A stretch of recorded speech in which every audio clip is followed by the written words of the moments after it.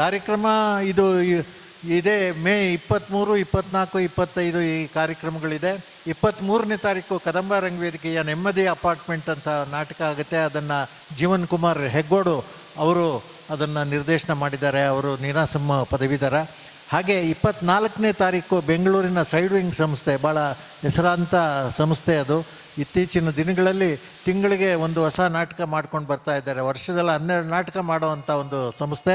ಅವರು ಈಗ ಹಂಸಲೇಖ ಅವರ ಗೀತೆಗಳನ್ನೇ ಇಟ್ಕೊಂಡು ನಾಟಕನ ಒಂದು ಹಾಸ್ಯ ರೂಪದಲ್ಲಿ ತೊಗೊಂಡೋಗ್ತಾ ಇದ್ದಾರೆ. ಅದು ಈ ಪ್ರೇಮಲೋಕದ ಗೀತೆಯು ಅಂತ. ಇದನ್ನು ಭರತ್ ಜಗನ್ನಾಥ್ ಅಂತ ಒಬ್ಬ ಯುವ ನಿರ್ದೇಶಕ, ಈಗಾಗಲೇ ಹಲವಾರು ನಾಟಕಗಳನ್ನ ಯಶಸ್ವಿಯಾಗಿ ನಿರ್ದೇಶನ ಮಾಡಿರೋಂಥವ್ರು, ಅವರು ನಿರ್ದೇಶನ ಮಾಡಿದ್ದಾರೆ.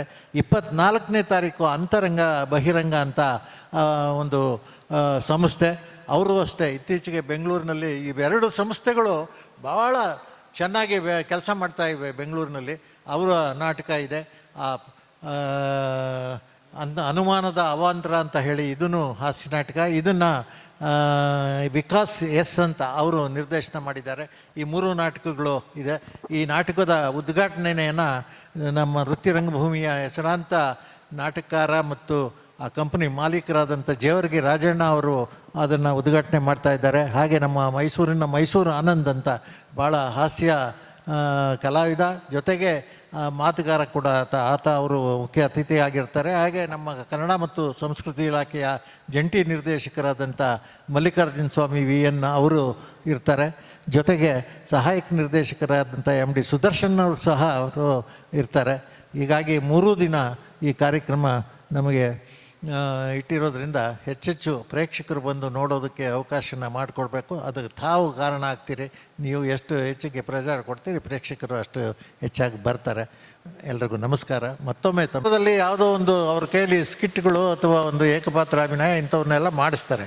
ಅದರಲ್ಲಿ ಏನಾದರೂ ಪ್ರತಿಭೆ ಕಂಡ್ರೆ ಅಂಥವ್ರನ್ನ ಅವರು ಆಯ್ಕೆ ಮಾಡ್ಕೊಂಡಿರ್ತಾರೆ. ನಿಜವಾದ ಕಲಾವಿದರು ಹೆಚ್ಚಿನ ರೀತಿಯಲ್ಲಿ ಅವರು ತೊಡಗಿಸ್ಕೊಂಡವ್ರನ್ನ ಆಯ್ಕೆ ಮಾಡಬೇಕಾಗಿದೆ. ಆದರೂ ಹಿಂಗೆ ರೀಲ್ಸು ಅದು ಏನಾಗ್ತಾ ಇದೆ ಈಗ ನಮ್ಮಲ್ಲಿ, ಈ ನಗೆ ಇದು ಅನ್ನೋದು ಎಲ್ಲೋ ಒಂದು ಕಡೆ ಈ ದ್ವಂದ್ವಾರ್ಥಗಳು ಜಾಸ್ತಿ ಇರುವಂಥವನ್ನೇ TV ಮಾಧ್ಯಮಗಳಲ್ಲಿ ಹೆಚ್ಚಿಗೆ ಅದನ್ನು ಪ್ರಸ್ತುತಪಡಿಸ್ತಾ ಇದ್ದಾರೆ. ಅದು ಆಗಬಾರ್ದು. ಅದು ಯಾಕಂದರೆ ಈ ದ್ವಂದ್ವಾರ್ಥಗಳು ಇದ್ರೇ ನಗು ಅನ್ನೋದು ತಪ್ಪು ಕಲ್ಪನೆ. ಅದು ಈಗ ಹಿಂದೆ ಈ ಕಂಪ್ನಿ ನಾಟಕಗಳಲ್ಲಿ ಒಂದು ಯಾವುದೇ ನಾಟಕ ತಗೊಂಡ್ರು ಅದರಲ್ಲಿ ಮಧ್ಯೆ ಹಾಸ್ಯಪಾತ್ರ ಬರ್ತಾಯಿತ್ತು. ಒಂದು ದೃಶ್ಯದಲ್ಲಿ ಮಾಮೂಲು ಕಥೆಗೆ ಓಟದ ದೃಶ್ಯ ಇದ್ದರೆ ಅದರ ಇನ್ನೊಂದು ದೃಶ್ಯ ಹಾಸ್ಯ ಕಲಾವಿದರ ಹಾಸ್ಯ ಅದರಲ್ಲಿ ಬರ್ತಾ ಹೀಗೆ ಹೋಗೋದು. ಪ್ರತಿ ನಾಟಕದಲ್ಲೂ ಒಬ್ಬ ಹಾಸ್ಯ ನಟ ಇರೋನು, ಅವನು ನಾಯಕ ನಟನ ಜೊತೆಗೆ ಅವನು ನಿರಂತರವಾಗಿ ನಾಟಕಗಳಲ್ಲಿ, ಅದು ನೀವು ಸಿನಿಮಾಗಳಲ್ಲೂ ನೋಡ್ಬೋದು. ಹಳೆ ಸಿನಿಮಾಗಳಲ್ಲಿ ಯಾರು ನಾಯಕ ನಟನ ಇರ್ತಾನೆ ಅವನ ಜೊತೆಗೆ ಒಬ್ಬ ಹಾಸ್ಯ ನಟ ಇರ್ತಿದ್ದ. ಅವನಿಗೆ ನಾಯಕ ನಟನಷ್ಟೇ ಪ್ರಾಧಾನ್ಯತೆ ಅಲ್ಲಿ ಇರ್ತಾ ಇತ್ತು. ಹಿಂದೆ ನರಸಿಂಹರಾಜು ಇದ್ದಾಗ ರಾಜ್ಕುಮಾರ್ ಅಂತವರು, ಕಲ್ಯಾಣ್ ಕುಮಾರ್, ಉದಯ್ ಕುಮಾರ್ ಅಂತವ್ರು ನಾಯಕ ನಟರು ಇದ್ರೂ ಮೊದಲು ನರಸಿಂಹರಾಜು ಅವ್ರ ಕಾಲ್ ಶೀಟ್ ತೊಗೊಳ್ತಾಯಿದ್ರು. ಯಾಕಂದರೆ ಜನ ಅವರ ಪಾತ್ರ ಅಲ್ಲಿರಬೇಕು, ಅವರು ನೋಡಿ ನಗುವಂಥ ಇದಿತ್ತು. ಹೀಗೆ ಪ್ರತಿಯೊಂದು ಭಾಷೆನಲ್ಲೂ ಅಷ್ಟೇ ಒಬ್ಬ ನಾಯಕ ನಟ ಇದ್ದರೆ ಒಬ್ಬ ಹಾಸ್ಯ ನಟ ಇದ್ದೇ ಇರ್ತಾಯಿದ್ದ. ಎಂಥ ಮೇರು ನಟ ನಾಯಕ ನಟನಾಗಿದ್ರೂ ಹಾಸ್ಯ ನಟನಿಗೆ ಅಲ್ಲಿ ಹೆಚ್ಚು ಬೇಡಿಕೆ ಇರ್ತಾಯಿತ್ತು. ಅಂಥ ಸಂದರ್ಭ ಇತ್ತು. ಹಿಂದಿನಲ್ಲಿ ಮಹಮೂದ್ ಇರ್ಬೋದು, ತಮಿಳಿನಲ್ಲಿ ತಾಯಿ ನಾಗೇಶ್ ಅಂತವ್ರಿದ್ದರು, ತೆಲುಗಿನಲ್ಲಿ ಬ್ರಹ್ಮಾನಂದಮ್ ಅಂತವ್ರಿದ್ದರು. ಹೀಗೆ ಇಂಥ ಇದನ್ನೆಲ್ಲ ಇತ್ತಲ್ಲ, ರೇಲಂಗಿ ಅಂತ ಹಿಂದೆ ಇದ್ದರು. ಇವ್ರನ್ನೆಲ್ಲ ಮೊದಲು ಅವ್ರನ್ನ ಬುಕ್ ಮಾಡ್ಕೊಂಡು ಆಮೇಲೆ ನಾಯಕ ನಟನ ಬುಕ್ ಮಾಡ್ಕೊಳ್ತಾಯಿದ್ರು. ಅಂಥ ಸಂದರ್ಭ ಹಿಂದೆ ಇತ್ತು. ಈ ಕಾಲಕ್ರಮೇಣ ಅದು ಬರ್ತಾ ಅದು ನಾಯಕ ನಟನ ಇದೇನೆ, ಇಡೀ ಸಿನಿಮಾನೇ ನಾಯಕ ನಟ ಆವರಿಸ್ಕೊಂಡಿರ್ತಾನೆ. ಅಲ್ಲಿ ನಾಯಕಿನೂ ಅಲ್ಲಿ ಗೌಣ, ಹಾಸ್ಯನ ಪಾತ್ರವೂ ಗೌಣ, ಪೋಷಕ ಪಾತ್ರವೂ ಗೌಣ, ಹಿಂಗೆ ಆಗ್ಬಿಟ್ಟಿರುತ್ತೆ. ಹೀಗಾಗ್ಬಿಟ್ಟು ನಿಜವಾದ ಹಾಸ್ಯ ನಟನಿಗೆ ಒಳ್ಳೆಯ ಅವಕಾಶನ ನೀಡಬೇಕಾಗಿದೆ. ಈಗ ನಾಟಕದಲ್ಲೂ ಹಾಸ್ಯ ಪಾತ್ರಗಳನ್ನ ತರಬೇಕಾಗಿದೆ, ಅದನ್ನು ತೋರಿಸ್ಬೇಕಾಗಿದೆ ಜನಕ್ಕೆ ಹಾಸ್ಯ ಅಂದರೆ ಏನು ಅಂತ. ಆಮೇಲೆ ಇವತ್ತೊಂದು ದಿವಸ ಎಲ್ಲೋ ನಮ್ಮ ಪ್ರೇಕ್ಷಕ ವರ್ಗ ಏನಪ್ಪ ನಾವು ಒಂದೂವರೆ ಗಂಟೆ ಬಂದು ಏನೋ ನಾವು ಮನೋರಂಜನೆ ಇರುತ್ತೆ, ಒಂದು ಸ್ವಲ್ಪ ಮನೆಯ ಒಂದು ಜಂಜಾಟ ಬಿಟ್ಟು ಇಲ್ಲಿ ನೋಡಿದ್ರೆ ಏನೋ ಒಂದು ಸ್ವಲ್ಪ ನಮಗೆ ಮನೋರಂಜನೆ ಸಿಕ್ಬೋದು ಅಂತ ಬರ್ತೀವಿ.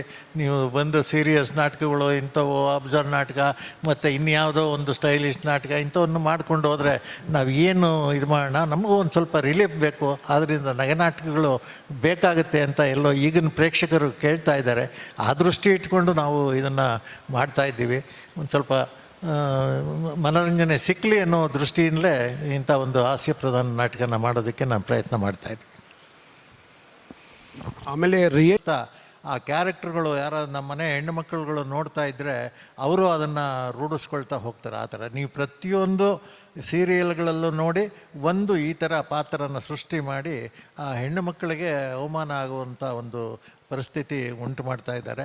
ಅದೆಲ್ಲ ಹೋಗಬೇಕಾಗಿದೆ. ಈಗ ನೇರವಾಗಿ ಒಳ್ಳೆ ಕಥೆಗಳು ಏನು ಹಿಂದೆ ಕಾದಂಬರಿಕಾರರಿಲ್ವ ನಮ್ಮಲ್ಲಿ ತಾರಾಸು, ಅನಾಕರು, ಎಂತೆಂಥವ್ರು ಇದ್ದರು, ಚದುರಂಗ ಅಂಥವ್ರು ಇದ್ದರು, ತ್ರಿವೇಣಿ, ಇವ್ರದ್ದೆಲ್ಲ ಕಾದಂಬರಿಗಳು ಸಿನಿಮಾಗಳು ಬರ್ತಾ ಇದ್ವಲ್ಲ, ಎಷ್ಟು ನವಿರಾಗಿ ಅದು ಕತೆ ಎಳೆ ಎಳೆಯಾಗಿ ಹೋಗ್ತಾ ಇತ್ತು, ನೋಡೋದಕ್ಕೂ ಅಷ್ಟು ಚೆಂದ ಇತ್ತು. ಅಂಥವೆಲ್ಲ ಇತ್ತು.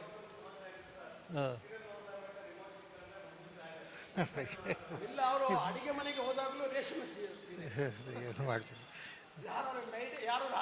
ಅಲ್ಲ, ರೇಷ್ಮೆ ಸೀರೆ ಒಂದೇ ಅಲ್ಲ, ಆ ಒಡವೆಗಳು ಹಾಕ್ಕೊಂಡು ಇದು ಮನೆಗಳು